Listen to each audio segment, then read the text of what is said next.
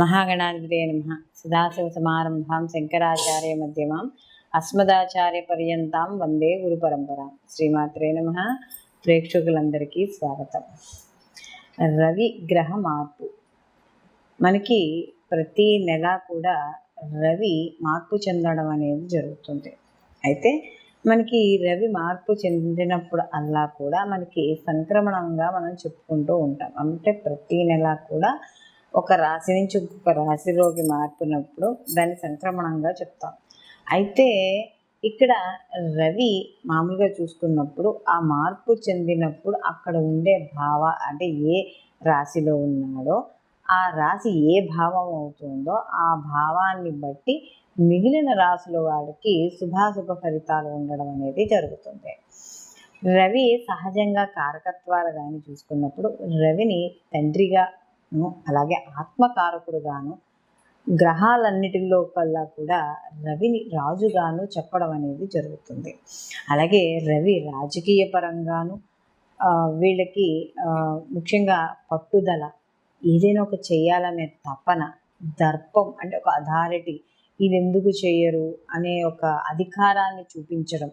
అలాగే గవర్నమెంట్ ఉద్యోగస్తులు అంటే స్టేట్ కానీ సెంట్రల్ కానీ ఏదైనా సరే గవర్నమెంట్ ఉద్యోగాలకి రవి కానీ జాతకంలో బాగా ఉంటే వీళ్ళకి గవర్నమెంట్ ఉద్యోగాలు రావడం అనేది జరుగుతుంది. అలాగే వీళ్ళకి రవి కానీ జాతక ప్రకారం కావచ్చు ఏదైనా సరే ఉచ్చ స్థితిలో ఉంటే రవి కానీ అప్పుడు ఇంకా మరిన్ని శుభ ఫలితాలు వాళ్ళు పొందడం అనేది జరుగుతుంది. అయితే రవి కారకత్వాల్లో చూసుకున్నప్పుడు ఏదైనా సరే రవి ప్రతిదాన్ని కూడా సాధించుకోవాలి. రాజు ఎలా ప్రతిదాన్ని చేజిక్కించుకోవాలని చూస్తాడో అలాగే రవి కూడా ప్రతి అవకాశాన్ని కూడా వదులుకోకుండా దాన్ని ఒక స్టెప్ బై స్టెప్ ఎదగడానికి ప్రయత్నిస్తూ ఉంటాడు. అలాగే దండన, ఏదైనా రాజదండన అని చెప్తాం కదా, అలాగే ఇతర వాళ్ళకి దండించడంలోనూ ఇతరులను గట్టిగా మాట్లాడడంలోనూ అహంకారము దర్పము చూపించడంలోనూ కూడా రాజుకి ఈ యొక్క రవి అనేది మనం కారకత్వాలుగా చెప్పడం అనేది జరుగుతుంది.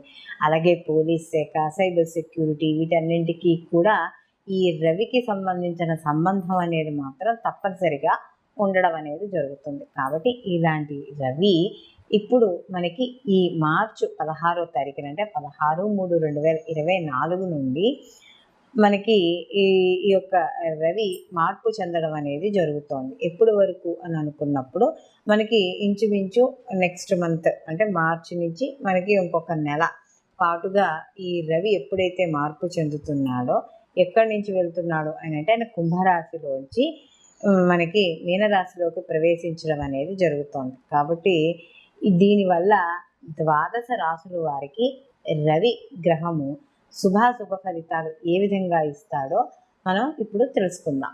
వృషభ రాశిలోకి కృత్తిక 2, 3, 4 పాదాలు, అలాగే రోహిణి 1, 2, 3, 4 పాదాలు, మృగశిర 1, 2 పాదాలు మనకి వృషభ రాశిలోకి రావడం అనేది జరుగుతుంది. వృషభ రాశి వారికి ఈ యొక్క రవి సంచారం అనేది ఈ యొక్క లాభస్థానంలోకి రావడం అనేది జరుగుతుంది. ఎప్పుడైతే రవి లాభంలోకి వెళ్తాడో అంటే వీళ్ళ కోరికలు నెరవేరడం, ఏవైతే కోరికలు అంటే ఏదైనా ఒక బలంగా ఏదో ఒక పని అవ్వాలని కోరుకుంటారు. అది వృత్తిపరంగా కావచ్చు, వ్యాపారపరంగా కావచ్చు, ఉద్యోగపరంగా కావచ్చు, పర్సనల్గా ఏవైనా పనులు అనుకోవచ్చు. అవి ఏవైతే బలంగా అనుకున్నారో ఆ కోరికలు నెరవేరడం అనేది జరుగుతుంది. అలాగే వ్యాపారపరంగా కూడా మంచి లాభాలు పొందడం, అలాగే వీళ్ళు ప్రతి పనిలోనూ కూడా కాస్త ఉత్సాహంతో ముందుకు వెళ్ళడము, అలాగే బంధువుల్ని మిత్రుల్ని కలుసుకోవడం, లేదా ఏదైనా విందు వినోదాల్లో పాల్గొనడం, లేదంటే వీళ్ళ కుటుంబం కోసమైనా అంటే ఏదైనా చూడండి మామూలు ఫ్యామిలీ పార్టీస్ అని ఉంటాయి, అలా కలుసుకోవడం, ఇలాంటివన్నీ కూడా జరుగుతూ ఉంటాయి. అలాగే ఎవరైనా గత కొంతకాలంగా నిరుద్యోగులు ఉంటే నిరుద్యోగులకు ఉద్యోగాలు వచ్చే అవకాశము, లేదా ప్రమోషన్లు, కొత్తగా పదవులు ఏమైనా చేపట్టడం, రాజకీయ పరంగాను అయితే మంచి అవకాశాలు, మంచి గుర్తింపు లభించడం అనేది కూడా జరుగుతుంది. అలాగే ఇక్కడ ఈ సమయంలో రవి వీళ్ళకి లాభస్థానంలో సంచరిస్తున్న సమయంలో వీళ్ళకి ఎక్కువగా ధన లాభానికి ఎక్కువగా అవకాశం అనేది ఉంటుంది. ఎందుకంటే వీళ్ళకి చతుర్థాధిపతి అయిన రవి వీళ్ళకి లాభస్థానంలో ఉన్నాడు. చతుర్థాధిపతి అయిన రవి లాభస్థానంలో ఎప్పుడైతే ఉన్నాడో వీళ్ళకి గృహ సౌఖ్యము, వాహన సౌఖ్యము, ఇలాంటివన్నీ కూడా ఏర్పడే అవకాశం ఉంది. విద్యార్థులకు కూడా మంచి అనుకూలత సాధించడం అనేది జరుగుతుంది.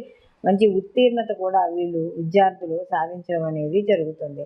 అలాగే వీళ్ళకి కాస్త కొంచెం కంఫర్ట్ జోన్ కోసం కావచ్చు, ఇంట్లో కొంత గృహానికి సంబంధించిన ఆ మార్పులు చేర్పులు చూసుకోవడం, వీళ్ళ యొక్క అనువుగా ఇంటిని అమర్చుకోవడము, ఇలాంటివన్నీ కూడా ఏర్పడే అవకాశం అనేది కనపడుతుంది. అలాగే ఎవరైతే శత్రువులు ఉన్నారో శత్రువులు మిత్రులు అవుతారు, ధనలాభం అనేది కలుగుతుంది.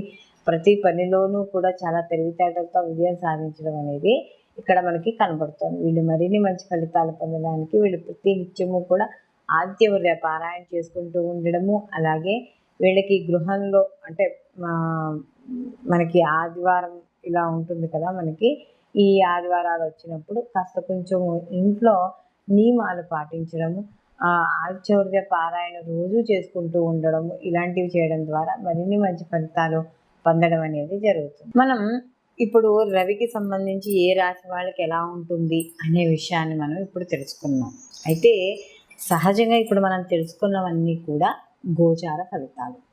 అయితే గోచార ఫలితాలు అనేవి కొంతవరకు ఫలితాన్ని ఇవ్వడం, అంటే ఒక 30% ఈ గోచార ఫలితాలు వీళ్ళకి అనుకున్నట్టుగా ఫలితాన్ని ఇవ్వడం అనేది జరుగుతుంది. దీంతో పాటుగా మిగిలిన గ్రహాల యొక్క వీక్షణ, వాటి యొక్క స్థితి, అవి ఇచ్చే శుభాశుభ ఫలితాలు కూడా కొంతవరకు ఆధారపడడం అనేది జరుగుతుంది. అందులోనూ రవి ఈ యొక్క మనం ఏదైతే ఇప్పుడు చెప్పుకున్నామో రవి యొక్క కలయిక మిగతా గ్రహాలతో కలిసినప్పుడు వాటి యొక్క శుభాశుభ ఫలితాలు కూడా కొంత మార్పు చెందుతూ ఉండడం అనేది జరుగుతుంది.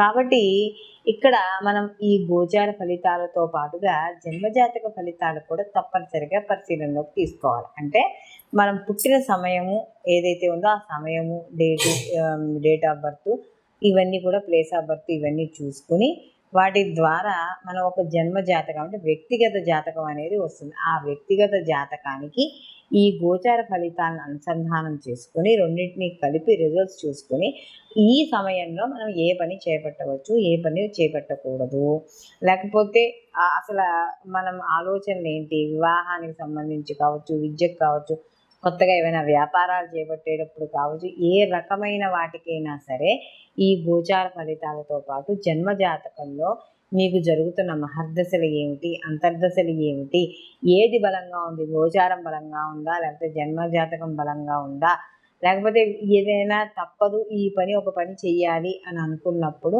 ఎటువంటి పరిహారాలు చేయడం ద్వారా మనకి అంటే ఎటువంటి పరిహారాలు చేయడం ద్వారా ఇప్పుడు చేపట్టే పని ముందుకు వెళుతుంది, ఇలాంటివన్నీ కూడా గోచారంతో పాటు జన్మజాతక ఫలితాలను కూడా తప్పకుండా పరిశీలనలోకి తీసుకుని అప్పుడు ముందుకు వెళ్ళడం అనేది చేయడం ద్వారా కాస్త అనుకూలమైన ఫలితాలు మరింత ఎక్కువగా పొందడం అనేది జరుగుతుంది. సర్వే జన సుఖినో భవంతు, లోకా సంస్థ సుఖినో భవంతు.